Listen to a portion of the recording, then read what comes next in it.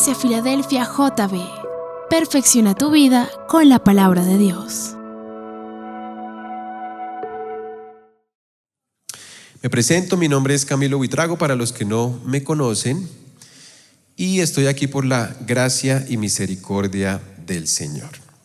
Vengo a traerles un mensaje de parte de Él. Esto que les voy a compartir tiene que ver con el número 7 en la Biblia. ¿Quieres tú conocer por qué es tan usado este número en la Biblia? ¿Qué significa? ¿Qué de profundo tiene al ser, digámoslo, usado en la Biblia tantas veces? Bueno, eso es lo que Dios quiere compartir y que te lo lleves en tu corazón. Pero, como siempre, vamos a orar y vamos a pedirle al Señor que Él sea hablando a través de mí. Así que la voz que tú vas a escuchar no es mi voz, y el mensaje que vas a escuchar no es mi mensaje. Viene de parte de Dios. Así que prepárate, porque Dios va a hacer cosas grandes en esta noche. Te invito a que cierres tus ojos y oremos. Dios Todopoderoso, conoces mi corazón, sabes que no vengo con un mensaje propio, no vengo con un mensaje que yo ideé o que yo inventé, Señor. Eso es lo que en intimidad tú me has dicho, Señor, y hoy ruego a ti para que seas tú usándome con poder. Con humildad y respeto quiero decirte que seas tú, Señor, el que domine y el que se pasee por este lugar y por cada corazón con propiedad. Quiero hacerme a un lado, simplemente quiero ser un puente, un instrumento en tus manos, para que todos los que estamos aquí, mis amados hermanos que tengo frente a mí, y me incluyo, podamos escuchar tu voz, Señor, y podamos hacer parte nuestra este hermoso mensaje que traes en esta noche. Confiamos en que así será, porque hasta el momento lo has hecho. En esta casa siempre hemos escuchado tu hermosa voz. Descansamos en tus promesas y nos disponemos para escuchar tu hermosa palabra. Juntos como familia hemos hecho esta oración en el nombre de tu amado Hijo Jesucristo, quien dio su vida por nosotros en la cruz del Calvario. Amén y amén. Bueno, entonces, como les decía, cuando el apóstol Pablo le dijo a su fiel discípulo Timoteo: te encarezco que prediques la palabra, que instes a tiempo y afuera de tiempo, ese entre muchos consejos, también le dijo que toda la escritura era inspirada por Dios y que era útil para enseñar, para redarguir, para instruir en justicia a todo aquel que la quiera escuchar. Entendiendo esto y viendo que allí en la palabra de Dios se menciona mucho este número, el número 7, quise escudriñar las escrituras y encontrar allí realmente por qué es tan importante y por qué Dios usa el número 7. Cuando empecé a estudiar todo este tema, encontré una riqueza increíble, y eso me motivó a preparar y compartir este hermoso tema. El número 7 en la Biblia, a mi modo de ver, es muy importante porque representa la plenitud, representa algo que está completo, algo que ya no necesita nada más, que está saciado, que es perfecto en su totalidad. Y viendo todas estas características, concluí que se trataba únicamente ¿de quién? De Dios. Entonces, cuando habla la palabra de Dios, cuando usa este término, esta expresión séptimo, 7, veo yo que en muchas de las ocasiones se refiere únicamente ¿a quién? Al Creador. ¿Cuántos puntos cardinales tiene el lugar en el escenario donde vivimos nosotros? Son 4, ¿cierto? Ahora, muchos estudiosos bíblicos coinciden en afirmar que el 7 representa o simboliza los 4 ángulos de la tierra, toda la creación de Dios, y teniendo como principal interventor a Dios mismo. Mejor dicho, ¿cuántas personas de la Trinidad son? Padre, Hijo y Espíritu Santo. Dios mismo obrando en toda su creación, en los 4 puntos cardinales de la tierra. Entonces me pareció interesante esa interpretación, pero el punto aquí es que desde el comienzo de la palabra de Dios vemos esa realidad, que Dios interviene, se interesa por lo que ha creado. Entendiendo esto, hay 7 cosas que te quiero decir, precisamente 7, acerca de Dios y su plenitud. Entonces, sin más introducción, vamos a nuestro primer punto en Números Romanos. Primero, como el número 7 es plenitud y perfección, quiero que anotes lo siguiente como título: plenitud de satisfacción y deleite.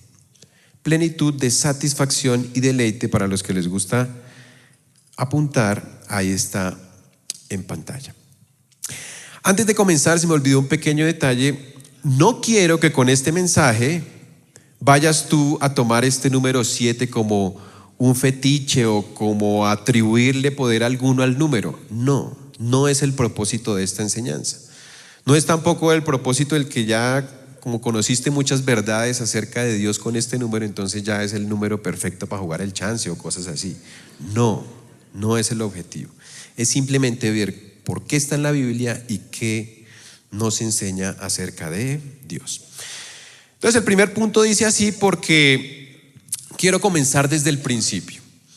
El Señor creó los cielos y la tierra, los peces, el mar, todos los monstruos marinos, dice la Biblia, en 5 días. En el 6º día, después de que había formado todo, creó al hombre y a la mujer. Fue el 6º día.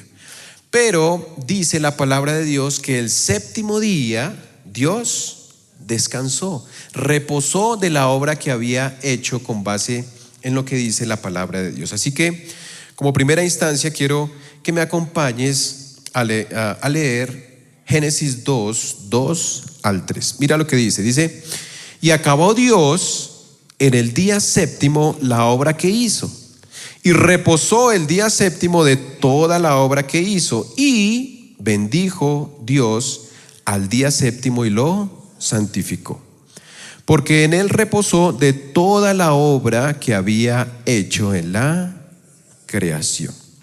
Ahora, si tú observas, si tú lees los versículos anteriores a este, te darás cuenta de que cada vez que Dios creaba el primer día, dice la Biblia que fue la tarde y la mañana del día primero. Y cuando creó el 2º día, de igual forma, después de haber formado o hecho todo lo que hizo el 2º día, dice, y fue la tarde y la mañana del día 2º. Y así sucesivamente hasta el día 6º. Pero en este pasaje, cuando Dios descansa, no encuentras tú esa frase. Dice que sencillamente Dios reposó. Ahí tú lo ves, dice, lo santificó porque en él reposó de toda la obra que había hecho. Es decir, su descanso, su reposo, la quietud que tuvo después de haber creado el día 6º, no tuvo un principio ni tuvo un fin, al igual que los días anteriores. No sé si es claro lo que te estoy diciendo. ¿Qué significa o qué traduce eso? Que Dios, a partir de ese momento, descansó hasta el día de hoy. Ahora, este reposo no se dio porque él estuviera cansado, porque tuviera que sentarse un poco para, digamos, recuperar fuerzas. No, el reposo del que habla este libro del Génesis en este versículo es porque estaba satisfecho, porque encontró deleite en la obra que había hecho, porque estuvo contento por haber creado al hombre y principalmente por tener una comunión plena con él. El hombre y la mujer que Dios creó sencillamente los puso para que señorearan sobre lo que él había creado. Entonces, ese reposo es más bien una satisfacción de poder disfrutar y de poder compartir la creación que él había hecho. Esos momentos tuvieron que haber sido increíbles, cuando Adán y Eva caminaban con Dios y él poco a poco les iba mostrando. Había un vínculo perfecto, no había absolutamente nada que impudiera interrumpir esa relación con el Creador. Por eso creo yo que sucedió en el día séptimo, porque era un ambiente de deleite, de perfección, de compañerismo, donde no había absolutamente nada que interrumpiera esa relación. Entonces quiero que leas este pequeño pensamiento ahí en pantalla con base en lo que te he enseñado. Mira, dice: el séptimo día de la creación nos muestra o nos enseña la eternidad de Dios. ¿Por qué? Porque comenzó el día de reposo, pero no tuvo fin. Ese reposo muestra que en la eternidad de Dios Él estaba satisfecho. Nos muestra también que todo lo que Él comienza lo termina. Entonces nos muestra la eternidad de Dios, consumó su obra y empezó un reposo, un tiempo de compartir. Y también, y el deleite que encuentra al compartirla con el hombre y la mujer. ¿No te parece increíble? Dios lo que comienza lo termina. Y cuando termina disfruta de lo que ha hecho. Y eso es lo mismo que ha hecho que Dios está haciendo con muchos de nosotros. Filipenses 1:6 dice que el apóstol Pablo dice: estando persuadido en esto, que el que comenzó en vosotros la buena obra la terminará hasta el día de Jesucristo. Así como Dios comenzó la creación, la culminó, la terminó, asimismo empezó una obra en ti. Y cuando termine ese ciclo, cuando ya haya cumplido y tú seas llevado al cielo, Él se va a deleitar de un vínculo perfecto y de una eternidad a tu lado para compartir y disfrutar todo lo que Él ha hecho para ti. Es algo inimaginable lo que viene. ¿Por qué? Porque Dios lo que empieza, lo termina. Y esa es la confianza que nosotros tenemos en Dios, que Él ya empezó en nosotros y podemos estar seguros que culminará todo lo que ha hecho en nosotros.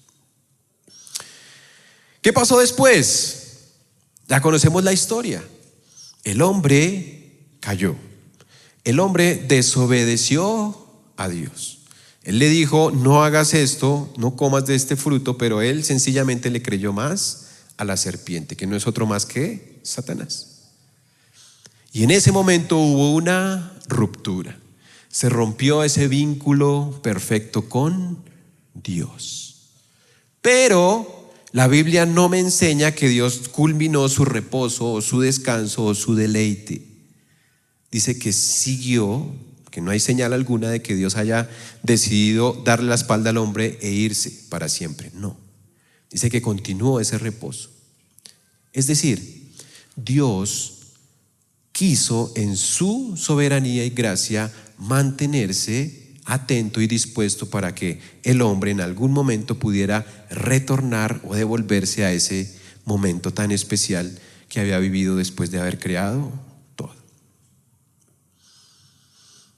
Y escúchame, después de Adán, el séptimo hombre, después de Adán, nos refleja la forma que Dios había ideado para volver a restaurar esa relación con el hombre. Quiero que me acompañes Génesis 5, versículo 24. Génesis 5, versículo 24. Mira lo que dice. Caminó pues, ¿quién? Enoc con Dios y desapareció porque le llevó Dios. Antes de explicarte esto, quiero que anotes este pensamiento. Dice: después de la caída, ahí está en pantalla, después de la caída, el séptimo hombre después de Adán nos mostraría la forma de restaurar nuestra relación con Dios. ¿Por qué? Te preguntarás tú. Bueno, entendemos que 7 es el número de la plenitud. 7 es el número de la perfección. Esto del séptimo hombre Lo dice Judas 1:14. Tú, si quieres leerlo, ahí lo encuentras. Dice que Enoc fue el séptimo después de Adán. ¿Cómo nos muestra esto la forma correcta de restaurar nuestra relación con Dios? Muy sencillo, lo acabamos de leer. Dice, caminó pues Enoc con Dios. Es decir, la manera en que restauramos nuestra relación con Dios es sencillamente caminando con Él. Sencillo, ¿te parece? Y luego dice la Biblia, caminó pues Enoc con Dios. ¿Y qué pasó? Y desapareció. ¿Por qué? Porque le llevó Dios. Ahora yo hago una pregunta. Enoc desapareció y fue llevado por Dios porque era perfecto, porque recuerda que el número 7 es perfección. ¿Enoc era perfecto para ser llevado por Dios? ¿Sí o no? ¿Qué opinas tú? Por supuesto que no. En el Nuevo Testamento, el libro de Romanos dice, no hay justo ni siquiera uno. Entonces, ¿a quién se estaba refiriendo Dios ahí? Pues si tú observas el Nuevo Testamento, te darás cuenta en el libro de los Hechos que después de que Cristo resucitó, dice la Biblia que había unos discípulos con él y él empezó a levantarse del piso. Y unos ángeles vinieron y les dijeron, ¿ustedes qué están mirando? Y dijeron, mira cómo Jesucristo se está yendo al cielo. Y esos ángeles le dijeron, tranquilos, no se preocupen, así mismo, así como tú lo estás viendo irse al cielo, así mismo volverá al mismo lugar donde estaba. Allí Cristo pondrá sus pies nuevamente, la tierra se abrirá en dos y comenzará su reino milenial. Zacarías 14:4. El punto es que Dios estaba mostrando la forma de restaurar su relación con hombre en Enoc. No era Dios, simplemente estaba simbolizando o ilustrando o representando al hombre perfecto, a Jesucristo, que ascendería al cielo en su perfección. La forma de restaurar la relación con Dios era que todo aquel que esté en Cristo caminaría con Dios. Y si tú caminas con Dios, pegado de la mano de Jesús, muy pronto también serás llevado, desaparecerás con Él para vivir eternamente a su lado. Amén.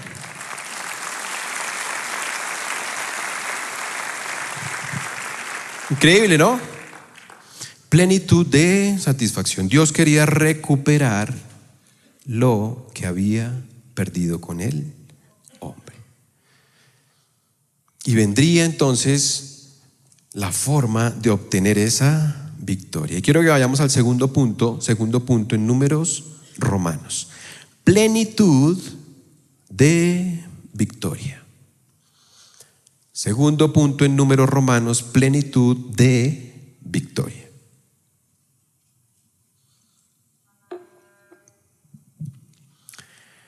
Entonces, ¿qué pasó después? Dios quiso mostrarle la forma de que el hombre lo pudiera lograr, escogiendo a un hombre llamado Abraham.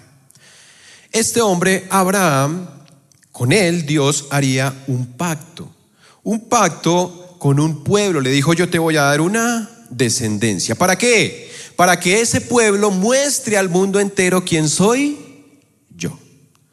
Para que por medio de su testimonio, de que guardaran la ley, de que lo siguieran, el mundo entero reconociera que hay un creador y que hay una forma de llegar hasta su presencia. Y curiosamente, el séptimo hombre después de Abraham fue un varón llamado Moisés. Porque vino Abraham, Isaac, Jacob, Leví, Coat, Amram y luego vino Moisés. Moisés fue el séptimo hombre después de la promesa que Dios le hizo a Abraham. Este hombre, Moisés, el pueblo de Israel fue esclavizado en Egipto por 400 años y este hombre sería el que usaría a Dios para sacarlo de la esclavitud y para llevarlo a la libertad. Una libertad plena, porque era el séptimo hombre, ¿te das cuenta? Entonces, pregunto yo, este hombre Moisés era perfecto siendo el séptimo después de Adán para sacar al pueblo de Egipto, al pueblo de Israel de la esclavitud en Egipto, ¿sí o no? No. Entonces, ¿a quién estaba ilustrando? Muy sencillo, a uno que miles de años después sacaría de la esclavitud, del pecado y de la muerte a una humanidad entera. ¿Te das cuenta? Estaba hablando de Jesucristo. Moisés es una ilustración del que realmente traería libertad y vida al mundo perdido. Increíble, ¿no te parece? Quiero que anotes este pequeño pensamiento ahí. Dice, para que lo tengas presente, después de la promesa, el séptimo hombre después de Abraham sería el encargado de liberar al pueblo escogido de Dios. Pero este hombre, Moisés, muere a causa de un error, un pecado que cometió contra Dios. Él no pudo entrar al pueblo de Israel a esa tierra que le había prometido tanto su Creador. Y en su lugar lo sucede un hombre llamado Josué. Josué empezó a recoger las banderas de lo que su anterior líder había dejado. Él valientemente, con base en lo que Dios le dice, tú sé valiente, esfuérzate que yo voy a llevarte a la victoria. Él comienza esa labor y llega al punto de entrar a Israel, a la tierra prometida. Pero tenía que pasar un obstáculo, a Jericó. Jericó significa literalmente del hebreo, en el hebreo dice luna. ¿Por qué? Porque los que habitaban allí adoraban precisamente a la luna, eran unos idólatras. Pero Josué tenía que superar, tenía que derribar esas murallas para poder entrar a la plenitud que Dios le había prometido.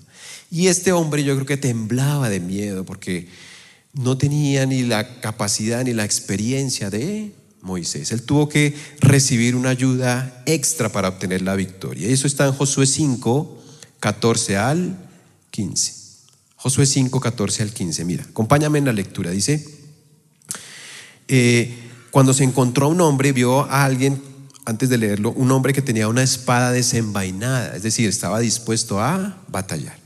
Y Josué se asustó y dijo, bueno, ¿quién es este varón? Y se lo preguntó, le dijo, bueno, ¿quién eres tú? Y mira lo que le responde Dios. Le dijo, ¿tú eres amigo o enemigo? Y esa persona, mira lo que le responde. Dice, no, mas como príncipe del ejército de Jehová he venido ahora. Entonces Josué, postrándose sobre su rostro en tierra, le adoró y le dijo, ¿qué dice mi señor a su siervo?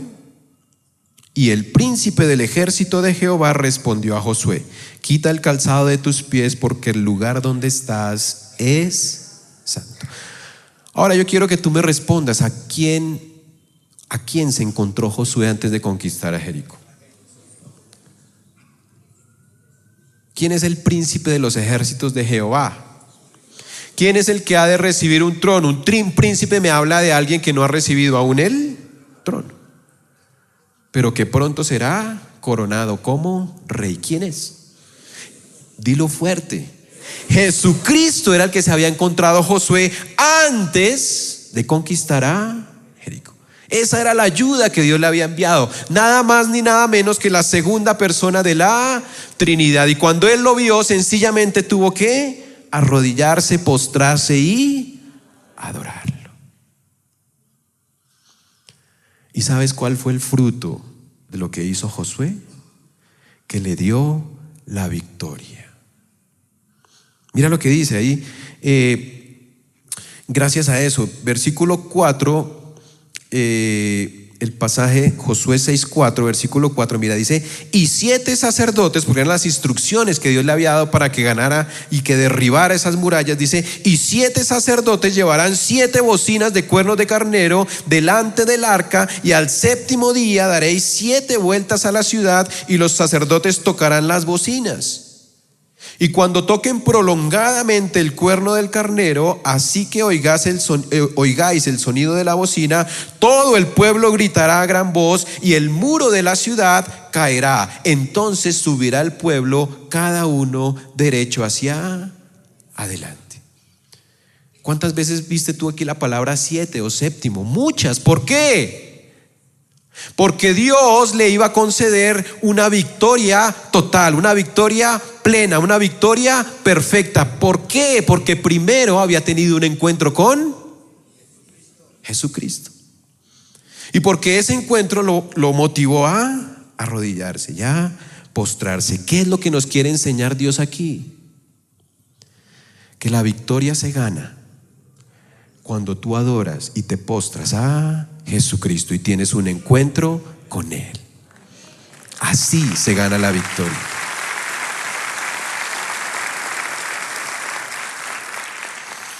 Eso está en un pensamiento. Yo quiero que lo anotes para que te acuerdes. Dice, la victoria para el pueblo de Dios vino cuando Josué tuvo un encuentro con Jesucristo, le postró y le adoró. ¿Cuál es la victoria que tú quieres ganar? ¿Cuál es esa enfermedad que quieres superar? ¿Cuál es esa deuda que quieres pagar? ¿Qué es lo que no te permite obtenerla? Aquí está en la palabra de Dios y te lo acabo de enseñar. Reconoce al Señor como tu verdadero Dios. Camina con Él como caminó Enoc. No se trata de venir a una iglesia y escuchar un sermón. No se trata de escucharme a mí, a un predicador, o escuchar al pastor Abraham. No se trata de venir a una iglesia, se trata de caminar con Él. Se trata de tener un encuentro genuino y que tú te arrodilles y reconozcas que Él es Dios y que tú no puedes caminar y avanzar solo. Que esa victoria plena, perfecta y grande, única, te la puede dar Dios si tú te humillas y reconoces, lo adoras y permites que tu corazón se vuelque hacia el único Dios verdadero, Jesucristo. Él tiene la espada desenvainada, Él está listo a pelear por ti.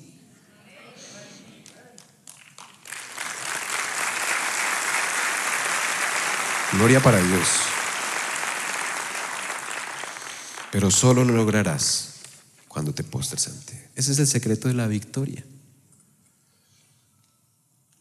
Un encuentro con Jesús.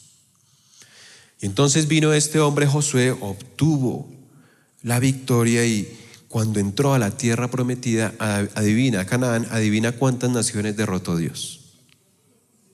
7. 7 naciones le permitió derrotar Dios a Israel cuando entró a la tierra. Y adicional a eso, comenzó un tiempo en que ya el pueblo de Israel sabía cómo acercarse a Dios, era mediante sacrificios. Y esto mostraba la forma en que Dios haría la obra para restaurar ese único reposo frente a Él. Vamos al tercer punto en Números Romanos. Y viene entonces la plenitud de limpieza espiritual. Plenitud de limpieza espiritual. ¿Cómo, después de obtener la victoria, cómo se daría el resultado de esa obra? Bueno, cuando un sacerdote pecaba delante de Dios, decía, con base en lo que Dios le mostró a Moisés, que tenían que coger la sangre de un animal limpio, perfecto, sin defecto, y rociarla, adivina cuántas veces. Es que ustedes me están ayudando. Muy bien, grábense ese numerito y cada vez que yo les pregunte, ustedes me dicen. ¿Cuántas veces? Vamos a leerlo. Levítico 4, versículo 6. Levítico 4, versículo 6. Mira, y mojará el sacerdote su dedo en la sangre y rociará de aquella sangre 7 veces delante de Jehová hacia el velo del santuario. ¿Cuántas veces? 7 veces. ¿Qué quiere decir eso? Que la sangre que debían rociar tenía que ser una sangre completamente limpia, perfecta, sin defecto alguno. Pregunto yo, ¿los carneros del Antiguo Testamento tenían ese tipo de sangre capaz de redimir al hombre delante de Dios? ¿Sí o no? No. ¿A qué se estaba refiriendo Dios entonces? Se estaba refiriendo a la sangre que Jesucristo derramaría para cumplir con Dios esa expiación y esa justificación que debía ofrecerse delante de Él por la humanidad pecadora, caída y perdida. Esto no es otra cosa que la forma en que Dios permitiría que el hombre retuviera o devolviera su plena restauración por medio de sangre. ¿La sangre de quién? De Jesucristo. Anótalo ahí para que lo tengas. Dice, la sangre rociada 7 veces. Nos habla de la perfección en la obra de Cristo y su sangre derramada por la humanidad. ¿Cómo te parece? Cada vez que encuentro esta palabra 7 o séptimo me habla de perfección, de plenitud. ¿Y a quién apunta? A Jesucristo, ¿te das cuenta? Es increíble. Ahora, ¿dónde murió Jesucristo? En una cruz. Un madero sería manchado de sangre. Y allí en ese lugar encuentro, y voy al punto número 4 en Números Romanos, plenitud en sus palabras. Plenitud, perfección, gloria, grandeza en sus palabras. Entonces, Cristo sube a la cruz, estaba representando la forma en que Él llevaría ese madero, subiría y su sangre mancharía ese lugar donde Dios lo había colocado como perfecta sustitución para el hombre caído. Pregunto yo, cuando Cristo subió a la cruz, ¿cuántas frases pronunció? ¿Qué nos indica esto? Que la palabra que pronunció Jesucristo en la cruz lo identificaría con lo que Él es: plenitud, gloria y perfección. Asimismo, toda la palabra de Cristo es perfecta. No hay error en la palabra de Dios, no hay error en lo que tú tienes ahí en tus manos. Cada frase, cada sílaba, cada coma, cada tilde ha sido perfectamente preparada por Dios. Y esto lo ilustró Cristo cuando subió a la cruz. Porque fueron 7 frases, 7 palabras. Y esto no lo digo yo, la perfección de lo que Cristo enseña es realmente impactante. Anota este pensamiento: las 7 palabras de Cristo en la cruz nos enseñan que su palabra es plena y perfecta. Por eso no hay que añadirle ni hay que quitarle. Y por eso es que en esta iglesia se honra tanto la palabra de Dios. Aquí tú la escuchas, aquí tú la aprendes tal como está escrita. Y eso es lo que nosotros buscamos siempre, enseñar la palabra, porque es perfecta.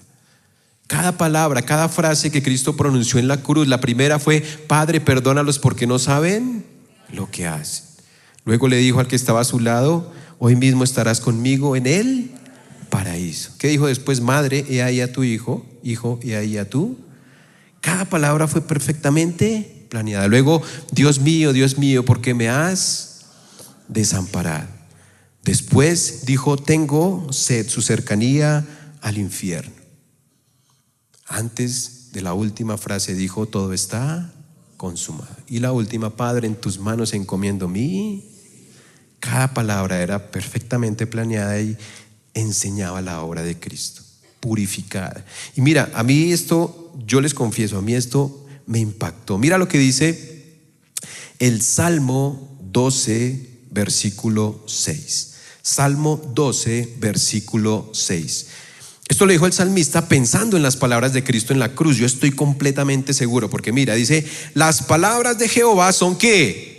Palabras limpias. Y mira lo que dice: como plata refinada en horno de tierra. ¿Qué estaba haciendo Cristo en la cruz? Estaba siendo molido, estaba siendo refinado. De él estaba saliendo su gloria, su plenitud, su grandeza, su gloria estaba saliendo cuando él moría en la cruz del Calvario por toda la humanidad. Y mira lo que dice referente a las palabras de Jehová. Dice: purificada, ¿cuántas? Esto a mí me impactó y me sorprendió, la verdad, cuando yo leí esto. Esto es lo que Cristo dijo en la cruz.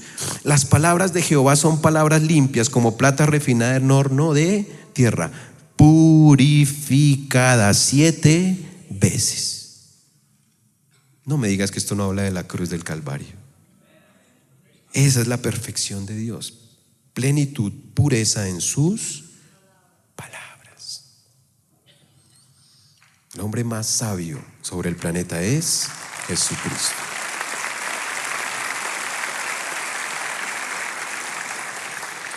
Y construyó, edificó su casa sobre 7 columnas. Quiero que invitarte a que leas este otro versículo. Mira, Proverbios 9:1. Proverbios 9:1. Mira lo que dice: la sabiduría edificó su casa, labró sus 7 columnas. Esa era la base. De ahí en adelante se construiría todo. ¿Quieres ser sabio? Construye tu vida sobre la roca. ¿Cuál es la roca? Cristo. Cristo son esas 7 columnas. Entonces, estaba con anterioridad mostrando que la sangre de Cristo era la única que iba a redimir. Y el pueblo de Israel, el pueblo que Dios había seleccionado, no porque fueran el mejor, sino escogió el más pequeñito de todos para glorificar su nombre. Ese pueblo continuaba adelante en su lucha por mostrarle al mundo quién era Dios. Y viene entonces, cuando empieza el pueblo a decaer, viene entonces un profeta llamado Elías. Elías es representado como fuego, como torbellino. Era impetuoso, era un hombre que hacía cosas increíbles por mano de Dios. En Elías sucede la primera resurrección. En el Antiguo Testamento no se habla de ninguna resurrección excepto de 3: la que sucedió con Elías y no recuerdo quién, el hijo de una mujer, pero no recuerdo quién en este momento. Primera resurrección. Vino la segunda resurrección por mano de Eliseo, su sucesor, que sería la mujer sunamita, y luego otro hombre resucitaría cuando lo echaron Eliseo se murió, lo echaron ahí al mismo foso, y este hombre apenas tocó a Eliseo resucitó. Pero el punto aquí es que el segundo, que fue Eliseo, este hombre oró a Jehová para que el hijo de una mujer de Sunem, la sunamita, volviera a la vida, resucitara. Y esto es muy representativo porque mira lo que dice. Vamos a leerlo. Eso está en Segunda de Reyes 4:33 al 35. Segunda de Reyes 4:33 al 35. Mira lo que dice. Dice: entrando él entonces, hablando de Eliseo, cerró la puerta tras ambos y oró a Jehová. Después subió y se tendió sobre el niño, poniendo su boca sobre la boca de él, y sus ojos sobre sus ojos, y sus manos sobre las manos suyas. Así se tendió sobre él, y el cuerpo del niño entró en calor. Volviéndose luego, se paseó por la casa a una y otra parte, y después subió y se tendió se tendió sobre él nuevamente. Y el niño estornudó ¿cuántas veces? 7 veces, y abrió sus ojos. Es decir, el profeta Eliseo lo primero que hizo, ¿qué fue? ¿Oró a quién? A Dios. Porque necesitaba que el hijo de una mujer volviera a la vida. Y después de que oró a Dios, se puso encima del niño y este volvió a la vida. Ahora, ¿un estornudo qué es? ¿Qué pasa cuando tú estornudas? Pues simplemente hay algo en el organismo que es una reacción del cuerpo por expulsar algo que ha entrado, un objeto extraño a tu organismo. Entonces el estornudo es como una reacción para que tú lo puedas expulsar. ¿Por qué dice que el niño estornudó 7 veces y el número 7 es símbolo de plenitud y perfección? Pues muy sencillo, porque a este niño se le daría una vida plena, una vida nueva, una vida perfecta. Pregunto yo, ¿Eliseo tenía la capacidad de dar una vida de estas características? ¿Sí o no? No. Yo veo aquí nuevamente la obra de Jesús. Yo quiero que te armes la película. El niño está muerto. Dice la Biblia que estaba sobre la cama de Eliseo, el profeta. Una vez Eliseo ora a Dios, él se pone encima del niño. Boca con boca, mano con mano. Mejor dicho, lo estaba cubriendo en su totalidad. Cuando Eliseo hizo esto, necesariamente tenía que darle la espalda ¿a quién? Al Dios que había orado, ¿o no? Porque dice la Biblia que se puso encima de él. Y si se puso encima de él, necesariamente le estaba dando la espalda ¿a quién? Al cielo, a Dios, al Creador, ¿o no? Díganme ustedes si no fue lo que hizo Jesucristo. Escúchame. Jesucristo oró a Dios: Padre, perdónalos porque no saben lo que hacen. Y el pecado de la humanidad fue sobre su espalda. En ese momento, escúchame, Cristo le estaba dando la espalda ¿a quién? Al Padre. ¿Por su pecado? No, por el pecado de toda una humanidad. Y la ira de Dios cayó sobre la espalda de Jesús.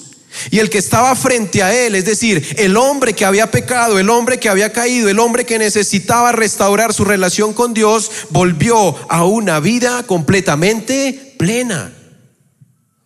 Una vida nueva, una vida completa. Estornudó 7 veces, sacó lo que no le servía, ese pecado lo sacó de su cuerpo gracias a que Cristo estaba encima de él. El que estaba debajo de Cristo no lo podía ver el Padre, porque el Padre en su ira lo mataba. Por eso Eliseo cubrió por completo al Hijo. De la misma forma, Cristo cubrió por completo tu vida y la mía. Increíble, ¿no?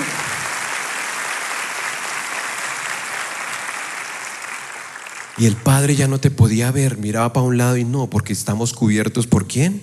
Por Jesús. La ira del Padre tenía que caer, pero Cristo, dándole la espalda al Padre, la ira cayó sobre su espalda. ¿Por su pecado? No, por el pecado de la humanidad, el tuyo y el mío. Increíble. Y es la segunda resurrección que se muestra en la vida. ¿Por qué? Porque cuando Eliseo le dio vida al primer hijo, fue la forma en que nosotros vinimos a este mundo, nacimos. Pero esa segunda resurrección nos habla de la vida nueva que Cristo nos da cuando lo recibimos en nuestro corazón.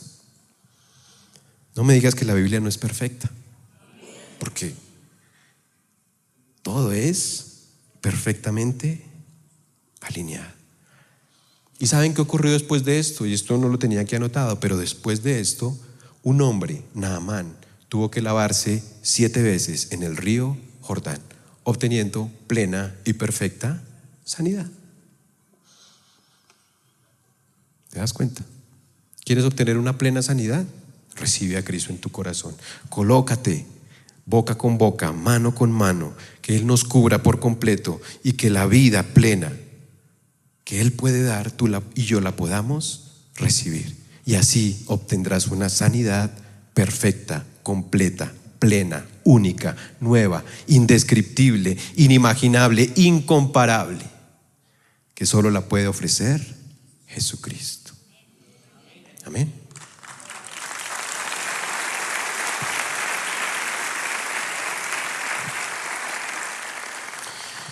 Y el pueblo de Israel continuó con su peregrinar. Y la tarea para la que Dios lo había encomendado ¿La cumplió? ¿El mundo entero se enteró de un verdadero Dios por mano o por boca del pueblo de Israel? ¿Sí o no? No. El pueblo de Israel fracasó, falló. Empezó a idolatrar, empezó a buscar otros dioses. No cumplió con la tarea que Dios le había hecho. ¿Y saben qué hizo Dios? Año 587, por mano del rey Nabucodonosor, fueron llevados cautivos a Babilonia, porque Dios quería sacar ese demonio que había en ellos, ese demonio de idolatría. ¿Logró Dios sacar ese demonio de idolatría del pueblo de Israel siendo cautivos en Babilonia? ¿Sí o no? Sí. El pueblo de Israel nunca volvió a ser idólatra, pero esa casa quedó vacía. ¿Reconocieron al único y verdadero Dios? ¿A Jesucristo, el que Él envió? No. Curiosamente, los únicos que vinieron a recibirle fueron gentiles que siguieron a una estrella. El pueblo de Israel, conociendo todas las promesas de Dios, no tuvo en cuenta a Jesucristo. Y escúchame, esa casa vacía va a ser habitada por 7 demonios peores. Y Cristo lo describió en el Nuevo Testamento. Mira, vamos a leerlo. Acompáñame a Lucas 11, 24 al 25. Y entramos a nuestro punto número 6 en Números Romanos. Plenitud de liberación. Plenitud de liberación. Vamos a leerlo. Dice, te lo voy a leer de la NTV. Dice: cuando un espíritu maligno sale de una persona, va al desierto en busca de descanso, pero como no lo encuentra, dice: volveré a la persona de la cual salí. De modo que regresa y encuentra que su antigua casa está barrida y en orden. Entonces el espíritu busca a otros 7 espíritus más malignos que él, y todos entran en la persona y viven allí. Y entonces esa persona queda peor que antes. Entonces, ¿qué pasa? Cuando alguien tiene un demonio, un espíritu que lo está poseyendo, viene alguien, ora por esa persona y esa persona queda completamente libre. ¿Libre para qué? Pues para que el Espíritu Santo entre y viva en él, ¿cierto? Pero cuando la persona es liberada y no recibe el Espíritu Santo, esa casa queda vacía. ¿Y qué sucede? El espíritu, dice la Biblia, va y busca a otros 7 peores. ¿Cuántos? 7 peores, y vienen a habitar en él. Ese 7 me habla de que la plenitud de la desgracia para un ser humano es cuando su casa está vacía. Esto que enseñó Jesucristo se lo dijo a unos fariseos que le estaban diciendo que él echaba los espíritus fuera por Belcebú.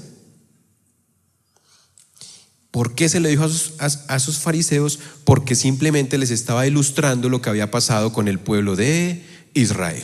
El pueblo de Israel tenía el templo, tenía el tabernáculo, tenía la presencia de Dios, pero fueron idólatras.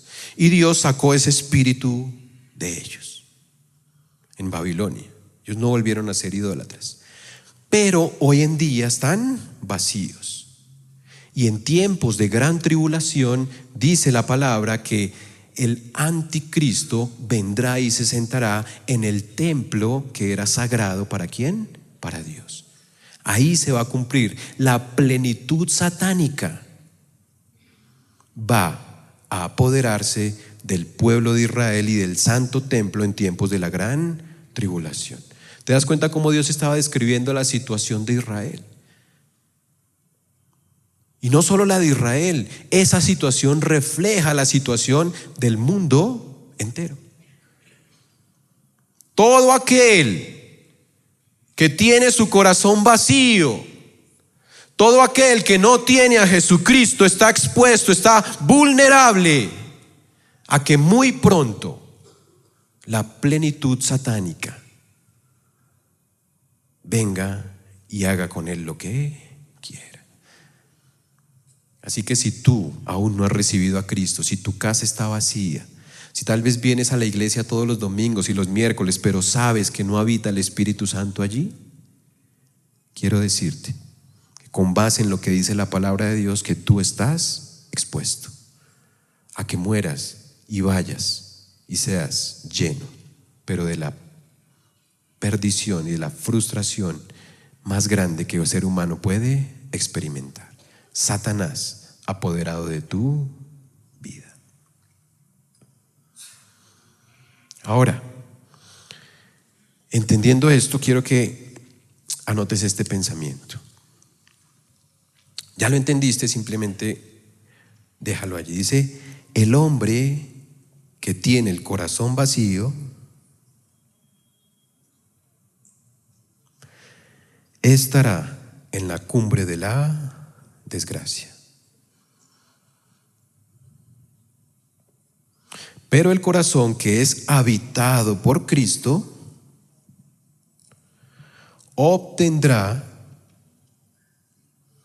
restauración perfecta y eterna.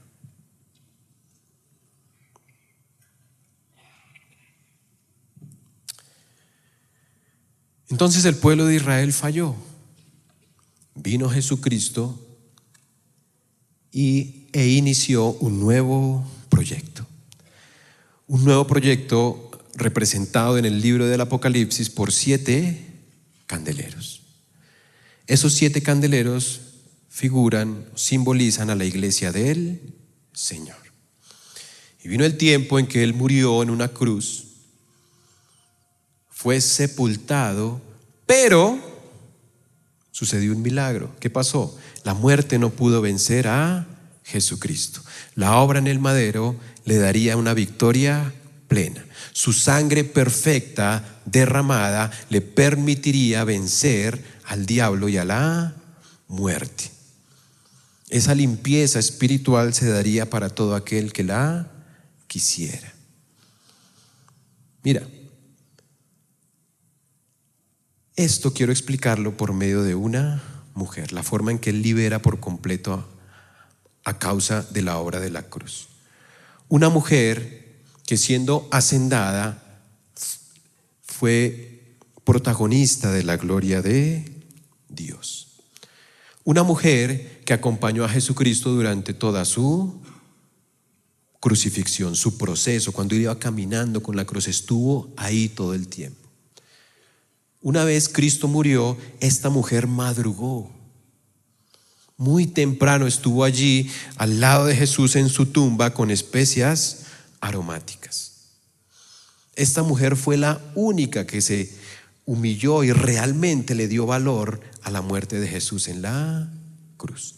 Esta mujer era de una región de Migdal.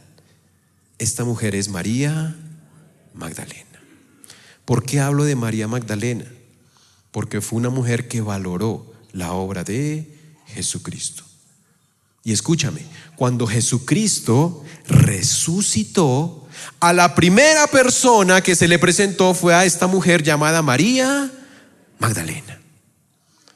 El fruto de su resurrección lo iba a representar en esta mujer que fue fiel, que valoró la obra del Señor, que lo acompañó hasta el último momento, que madrugó, que a primera hora del día estaba allí para acompañarle y para esperar el milagro que Él mismo había profetizado, que resucitaría al tercer día. Y en esta mujer, María Magdalena, Dios vendría a mostrar y a ilustrar que en Cristo sucede vida y resurrección perfecta. Que tú y yo algún día, cuando muramos, si es que Cristo no viene antes, seremos levantados de la tumba por el poder de su obra. ¿Ven?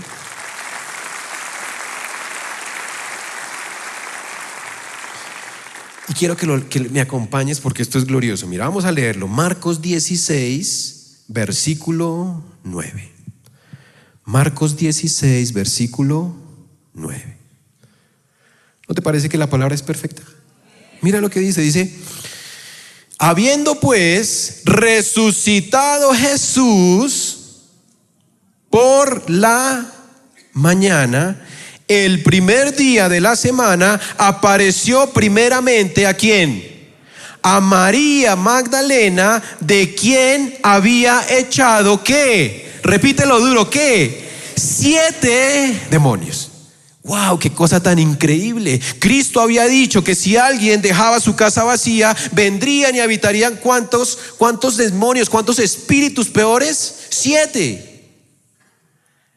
Pero el que confía en Cristo, el que le recibe en su corazón, el que le cree, el que lo acompaña, el que escucha sus palabras en la cruz, el que madruga, el que lo busca, el que espera que haga un milagro, a ese Dios lo hará libre, una libertad plena, una libertad perfecta, porque expulsará a todos esos demonios, a todos esos 7 demonios que representan la plenitud de la desgracia. Los sacará, lo alentará, lo sanará, lo salvará y de paso destruirá al enemigo, a Satanás, representado en esos 7 demonios. ¿Te das cuenta?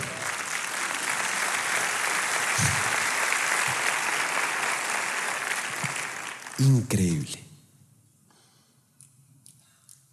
Hoy este milagro sigue ocurriendo. Muchos recibimos esa resurrección. Muchos encontramos los frutos de la obra de Cristo en nuestras vidas. Y vemos cómo Dios derrota a Satanás y todas sus huestes espirituales en nuestras vidas. Antes tenía el control, antes nos dominaba, antes éramos borrachos, antes éramos drogadictos, antes éramos mentirosos. Y eso no nos dejaba avanzar, era una esclavitud, pero Cristo viene y nos libera. Cristo viene y dice: yo he resucitado, yo he vencido la muerte. Búscame, ábreme tu corazón. De madrugada encuéntrame, que allí yo estoy. Todos los días habla conmigo, porque yo voy a derrotar toda esa atadura, todo eso que te impide seguir adelante, todo lo que te impide ver victoria en tu vida, yo te la daré si postrado me adoras, así como con Josué, una victoria plena, que tú dirás: esto es increíble lo que Dios está haciendo. Dios derribó mis deudas, Dios derribó mis vicios, Dios volvió a traer a mi esposo, a mi hija, Dios cambió a mi hermano que era drogadicto y que no había esperanza para él. Él lo hizo posible, me dio una victoria, porque yo creo que Él resucitó, que Él se levantó al tercer día, y que su obra perfecta, y que esas palabras únicas, verdaderas, plenas, tienen poder para cambiar y para restaurar y para bendecir. Eso es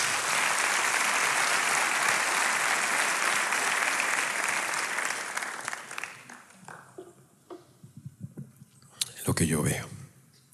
Israel no lo cumplió, pero Cristo sí lo pudo hacer. Lo que la ley no pudo hacer, Cristo sí lo hizo. Y después de que resucitó, y todos los que le reciben tienen una libertad absoluta, viene entonces de ahí en adelante los acompaña por pura gracia y misericordia. Él de ahí en adelante le dice: de aquí en adelante nunca te voy a dejar solo. De aquí en adelante, así te caigas, yo te voy a levantar. De aquí en adelante, pase lo que pase, nunca te voy a soltar de mi mano. De aquí en adelante vas a ser mi hijo. De aquí en adelante vas a ser mi especial tesoro. De aquí en adelante vas a ver cómo yo voy a transformar, a cambiar tu entorno. Vas a pasar por luchas, por dificultades. Muchos te van a señalar, pero nunca te voy a abandonar. Y viene el último punto de nuestro estudio, séptimo en Números Romanos: plenitud de gracia. Plenitud de gracia y compañía. Vamos a Proverbios 24, 16. Proverbios 24, 16. ¿Qué dice? Porque ¿cuántas veces? 7 veces cae el justo y vuelve a levantarse. 7 veces tú podrás ser golpeado por la vida, pero tú te levantarás y le pondrás la otra mejilla y seguirás adelante y le dirás: aquí Cristo está a mi lado.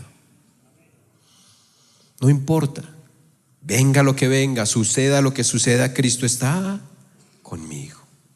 Y Él me volverá a levantar. Así se enferme mi padre, mi madre. Así mis hijos se descarríen del camino. Así mi esposo me trate como una cualquiera.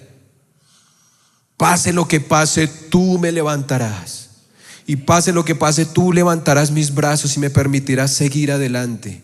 Pase lo que pase, tengo a Cristo, tengo a Dios a mi lado, y eso es más valioso que cualquier cosa. Mi vida cambiará, yo estoy seguro, porque Él lo prometió, porque Él cuando resucitó dijo: he aquí, yo estoy con vosotros todos los días hasta el fin del mundo. Él está con su iglesia. Cuando tú lees el libro del Apocalipsis te darás cuenta que habían 7 candeleros, la iglesia, pero Cristo estaba con ellos. Juan capítulo 21 te darás cuenta que Él llamó a 7 de sus discípulos. ¿Por qué? ¿Por qué 7? Porque es una compañía perfecta, ideal, genuina, única. Pero el versículo 16 no termina ahí. Dice: pero porque 7 veces cae el justo y vuelve a levantarse, mas los impíos caerán en el mal. Y concluyo, mis amados hermanos, con esta enseñanza acerca del número 7, para decirles que así como hay bendiciones, recompensa para los que reciben a Cristo, vienen tiempos de juicio y de ira de Dios para todos aquellos que no le reciben, que no le han abierto su corazón. El libro del Apocalipsis primero habla de 7 sellos, tiempo de gran tribulación, lo que nos enseñaba el pastor el domingo. 7 años de gran tribulación. ¿Por qué 7? Porque es la ira, la cima, la cumbre de la ira de Dios desatada sobre toda una humanidad. 7 sellos donde Dios, un sello es algo que está tapado, que está cubriendo algo. Dios destapa esos sellos para mostrar su justicia. Y luego vienen 7 trompetas. Las trompetas eran usadas en tiempos del Antiguo Testamento para llamar al pueblo y que pudieran seguir su camino. 7 trompetas donde Dios llama a toda la humanidad para que comparezca ante Él por su pecado, por su maldad. Y después de la 7ª trompeta vienen 7 copas de la ira de Dios. La copa en la Biblia habla de la forma en que Dios ejerce su justicia sobre una humanidad pecadora, sobre todo aquel que no lo ha querido reconocer, sobre todo aquel que juega con Dios, que cree que Él lo va a esperar toda la vida. Cristo dijo: si es posible, pasa de mí esta copa. ¿Por qué? Porque la ira de Dios iba a caer sobre Él. Por eso habla de 7 copas de la ira de Dios, donde la tierra va a temblar, donde más o menos 5.500 millones de personas van a morir. ¿Por qué?